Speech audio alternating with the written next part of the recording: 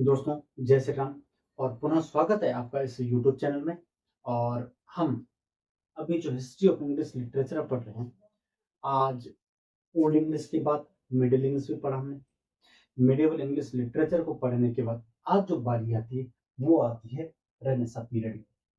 अब चूंकि मैं रेनेसा के ऊपर पहले ही बात कर चुका हूँ और उसका वीडियो जो है वो आप डिस्क्रिप्शन और उसका जो वीडियो है रेनेसा पीरियड का, तो उसका डिस्क्रिप्शन बॉक्स में मैंने लिंक दे रखा है, आप वहां से देख सकते हैं। लेकिन फिर भी मैं इसको हल्के लाइटली मैं इसको पढ़ूंगा। क्योंकि जो रेनेसा वाला तो उसको दो भागों में बांटा था, इटालियन वाला, अर्ली रेनेसा वाला, और फिर जो बीच वाला जो रेनेसा था, जो मेन पीक पॉइंट वाला था, इंग्लिश रेनेसा पीरियड वाला, वो भी मैं पढ़ा चुका हूँ। तो इसमें थोड़ा सा पीरियड वाइज हल्का सा मैं एक, क्योंकि हम हिस्ट्री ऑफ इंग्लिश लिटरेचर पढ़ रहे हैं, तो उसी के क्रम में मैं इसको थोड़ा सा हल्का फिर आपके बीच में रखना चाहूंगा। तो चलो बड़े ध्यान से देखते हैं हिस्ट्री ऑफ इंग्लिश लिटरेचर।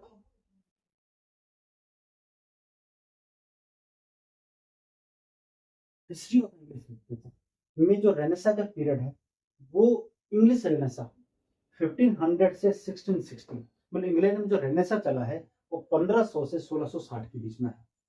जब ट्रांजिशन एज 1500 ईस्वी में खत्म हो जाती है, 1400 से 50 से 1500 के बीच में जब खत्म हो जाती है, तो उसके बाद चलता है रेनेसा। रेनेसा पीरियड को तीन भागों में बांटते हैं। कहने में तो बहुत सारे हैं, जैसे एक अर्ली रेनेसा है, फिर उसके बाद एलिजाबेथन एज में आता है जहां पर रेनेसा अपने चरम पे चला जाता है। उसके बाद जैकोबिन एज आता है। जैकोबिन एज के बाद फिर कैरोलिन एज जैसे ही आती है, वैसे रेनेसा धीरे धीरे अपने उसका जो सूर्य है वो धीरे धीरे जो है क्या होता है, वो अस्त होने लगता है।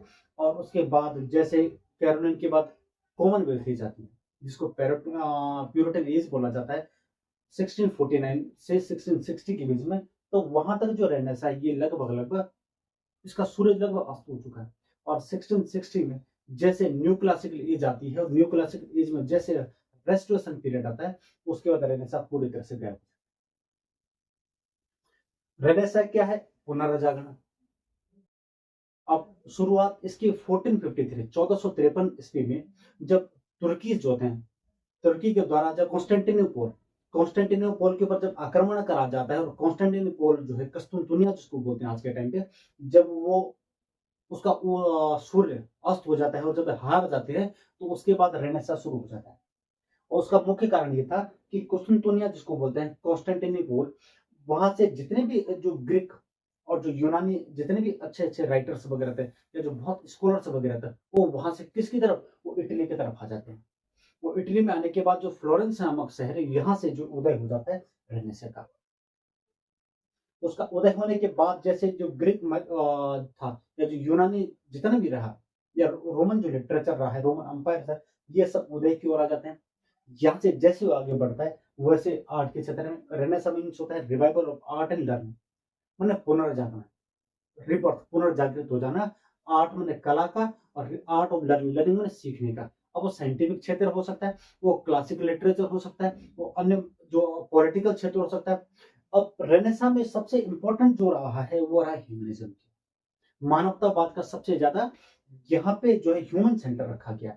पहले जो मैथोलॉजी चलती थी, जो विचारधारा पैसे जो फिलोसफी या कॉन्सेप्ट पहले चलती थी, वो हमेशा गॉड सेंटर होती थी, भगवान को केंद्रित करके ही चीजें रखी जाती थी।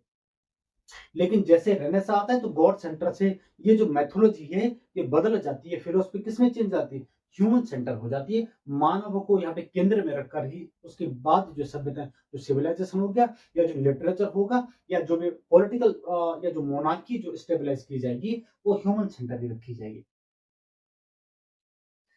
ठीक है। उसके बाद धीरे धीरे क्या होता है, चर्च जो होते हैं, जिनके जो हमेशा डोमिनेंट रहते थे, या जो फ्यूडलिज्म जो सामंतवादी प्रथाएं थी, ये अपने डोमिनेंट में रहती थी। लेकिन जैसे ही रेनेसा आता है, उसके रेनेसा के आने के बाद ये फ्यूडलिज्म जो है, या सामंतवादी जो प्रथाएं, या जो चर्च की जो डोमिनेंट पावर रहती थी, वो धीरे धीरे कम होने लगती। अब जैसे रेनेसा खत्म हो, तो उसके बाद रेनेसा के टाइम के लगभग लगभग बीच में यहाँ पे रिफॉर्मेशन भी आता है, धर्म आंदोलन भी होता है। तो यहाँ पे जहाँ पहले हमेशा रोमन कैथोलिक जो चर्च थे वो हमेशा डोमिनेंट रहते थे, तो यहाँ पे प्रोटेस्टेंट हो जाता है। मार्टिन लूथर जो है यहाँ पे प्रोटेस्टेंट करता है, तो प्रोटेस्टेंट जो लोग होते हैं वो सब फॉलोअर्स होते हैं आपके मार्टिन लूथर के। उसका रिफॉर्मेशन भी चलता है, तो रेनेसा के बीच में रिफॉर्मेशन है, रिफॉर्मेशन के ऊपर भी मैं वीडियो बना चुका हूँ, तो इसकी भी लिंक जो है आपको इसके डिस्क्रिप्शन बॉक्स में मिल जाएगा, तो आप रिफॉर्मेशन वाला वीडियो भी देख सकते हैं। तो आपके रिफॉर्मेशन से जितनी भी कंफ्यूजन आपके मन में है या कई बच्चों ने नहीं पढ़ा हुआ है तो आप आराम से देख सकते हैं, बहुत बारीकी से मैंने उस चीज को समझाया हुआ है। तो चलो मैं ज्यादा नहीं कहता हूँ, मैं सीधा पॉइंट की तरफ आता हूँ। रेनेसा 3 भागों में बांटा गया, सॉरी कहने को तो बहुत सारे बातों में आप अर्ली रेनेसा बोल सकते हैं, 3 भागों में इसलिए बोल रहा हूँ, अर्ली रेनेसा हो गया, फिर मिडिल रेनेसा हो गया और फिर लेट रेनेसा हो गया।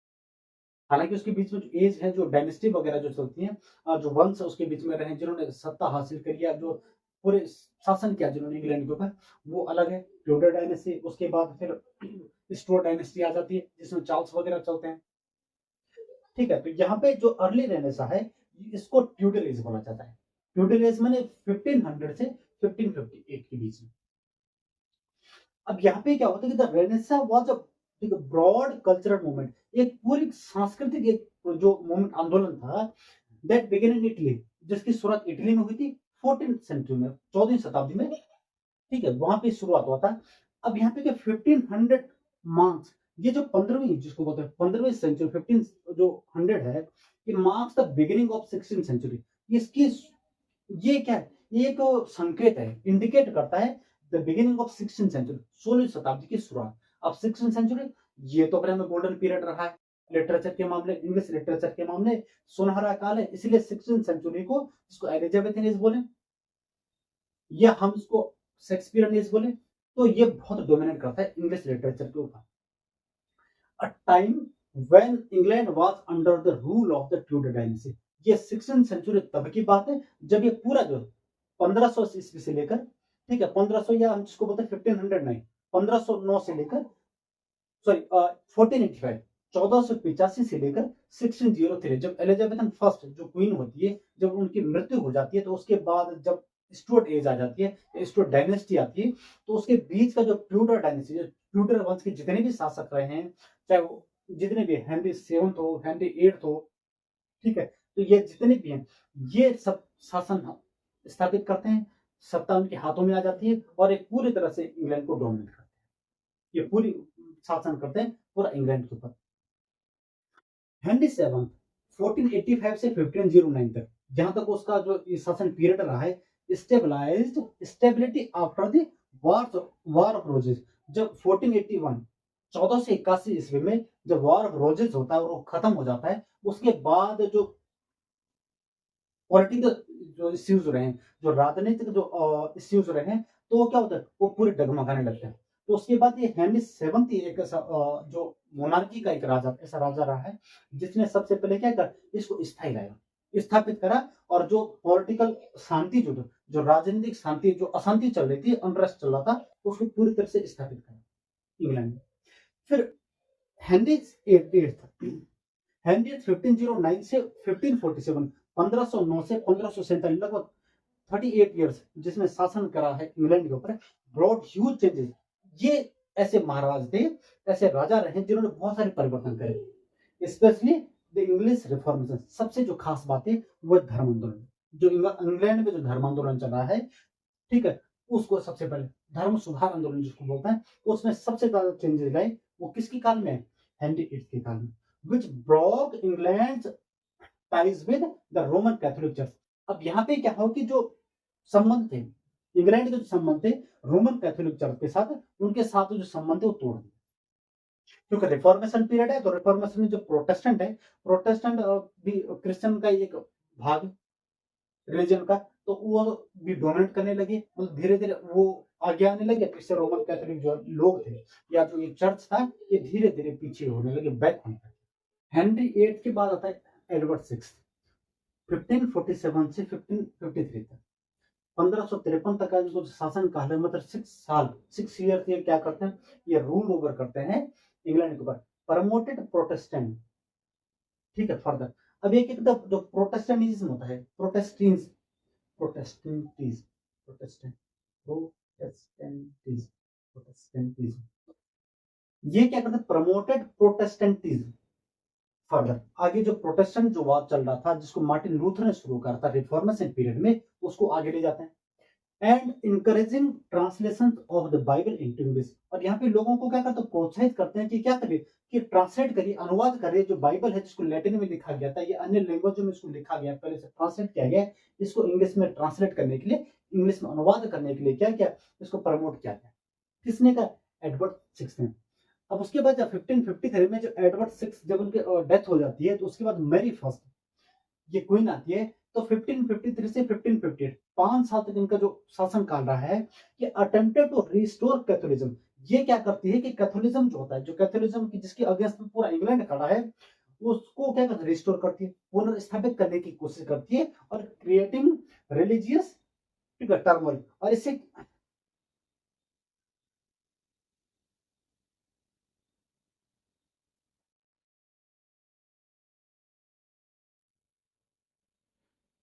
ठीक है। और इससे क्या होता है, जो रिलीजियस टर्मोइल, इसमें क्या होता है कि धार्मिक उथल पुथल हो जाती है, लोग बिल्कुल अगेंस्ट खड़े हो जाते हैं कि भाई जब प्रोटेस्टेंट के इसमें चल रहा है, धर्म रिफॉर्मेशन चल रहा है, धर्म सुधार आंदोलन चल रहा है, तो और किसके अगेंस्ट में चल रहा है धर्म सुधार आंदोलन? कैथोलिज्म के प्रति चल रहा है।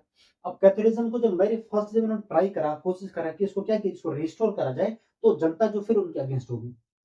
तो 1558 में क्या हो गया, जब उनकी डेथ हो जाती है या सत्ता से उनको निकाला जाता है, उसके बाद जो है ये क्या होता है, जो ये था अर्ली रेनेसां पीरियड है या ट्यूडर डायनेस्टी में जो नई एक गोल्डन एज आ जाती है, और रेनेसां को बिल्कुल पीक पॉइंट पे ले जाता है, वो आती है एलिजाबेथ फर्स्ट के टाइम। ठीक है। अब इस पीरियड में क्या हुआ कि जो प्रिंटिंग प्रेस थे, हालांकि 1476 में विलियम कैक्सटन ने इंग्लैंड में ला तो दिया है प्रिंटिंग प्रेस, लेकिन it allowed mass production of books. अब यहाँ पे क्या हुआ, इस ट्यूडर डायनेस्टी के टाइम पे, ये जो अर्ली रेनेसां पीरियड में, यहाँ पे बुक्स का जो प्रोडक्शन था मास बहुत ज्यादा मात्रा में होने लगा, एंड स्पीड ऑफ आइडियाज, लोगों का विचारों का आदान प्रदान होने लगा, इंक्लूडिंग रिफॉर्म। यहाँ पे क्या हो गया, रिफॉर्मेशन के धर्म सुधार आंदोलन के प्रति लोगों को जागरूकता बढ़ गई किताबों के माध्यम से। और ये क्या, ये रेनेसां जो पीरियड है, यहाँ पे पुनर्जागरण काल भी चल रहा है। अब इसका जो रेनेसां का जो सीधा जो इम्पैक्ट पड़ा, उसमें क्या हुआ कि एजुकेशन, ग्रामर स्कूल्स फ्लोरिश। अब यहाँ पे जो ग्रामर की स्कूल थे, वो सब फ्लोरिश में फलने फूलने लगे। क्यों? क्योंकि इंग्लिश जो लैंग्वेज है, ठीक है, वो अभी क्या हो गया, ओल्ड इंग्लिश में तो इंग्लिश लैंग्वेज पूरी तरह से फ्लोरिश नहीं होती, लेकिन जैसे मिडिल इंग्लिश आती है, मिडिल जो इंग्लिश लिटरेचर का पीरियड आता है, वहां पे जब चौसर नहीं चलती है, तो वहां पे क्या होता है कि जो इंग्लिश लैंग्वेज है, ये फूलने लगती है। इसको धीरे धीरे क्या किया जाता है, इसको सत्ता में लाया जाता है, इसको लोगों के बीच फैलाया जाता है। ये धीरे धीरे क्या, जो मोनार्की होती है, तो मोनार्की ने धीरे धीरे उसको अपनाना शुरू कर दिया। ठीक है। और जैसे ट्रांसलेशन एज आती है, तो ट्रांसलेशन एज के बाद क्या होता है, ये जो इंग्लिश है, ये लोगों की आम भाषा, बल्कि नेशनल लैंग्वेज, राष्ट्र भाषा बन जाती है इंग्लैंड की। तो यहाँ पे क्या हुआ कि यहाँ पे इस इंग्लिश भाषा जो लैंग्वेज है, उसको बढ़ावा देने के लिए यहाँ पे क्या गया, ग्रामर स्कूल्स खोले गए। ठीक है। फोकसिंग ऑन द लैटिन है, द क्लासिक, यहाँ पे लैटिन जो भाषा है उस पर फोकस किया गया, एंड क्लासिक जो लिटरेचर था उसके ऊपर फोकस करा गया इस एज के टाइम पे। And universities like Oxford and Cambridge, और उस समय की जो महान यूनिवर्सिटीज वगैरह थी, सबसे फेमस जो है वर्ल्ड की, उसमें ऑक्सफोर्ड यूनिवर्सिटी होगी और कैम्ब्रिज यूनिवर्सिटी होगी, became hubs of humanist learning. मानवता का जो अध्ययन था, उसके लिए मेन केंद्र बन गए ऑक्सफोर्ड एंड कैम्ब्रिज यूनिवर्सिटी जो लंदन में। हेनरी एट्स ब्रेक विद रोम, और जब जो हेनरी एट्थ है, जब उन्होंने संबंध तोड़े किसके साथ, रोम के साथ, ठीक है, और रोमन कैथोलिक के अगेंस्ट में चले गए, प्रोटेस्टेंट को बढ़ावा देने लगे, तो 1534 में 1534 में लेड टू द फॉर्मेशन, तो वहां पे स्थापित हो जाती है, नया निर्माण हो जाता है द चर्च ऑफ इंग्लैंड, जो बहुत फेमस है आज प्रेजेंट टाइम में। तो द चर्च ऑफ इंग्लैंड की स्थापना जो 1534 में किसके टाइम पे हुई थी, हेनरी एट्थ के टाइम पे हुई थी। The Bible was translated into English, और इसी अर्ली रेनेसां पीरियड में जो बाइबल था उसको इंग्लिश में ट्रांसलेट करा गया, किसके द्वारा, विलियम टंडेल के द्वारा कराया गया।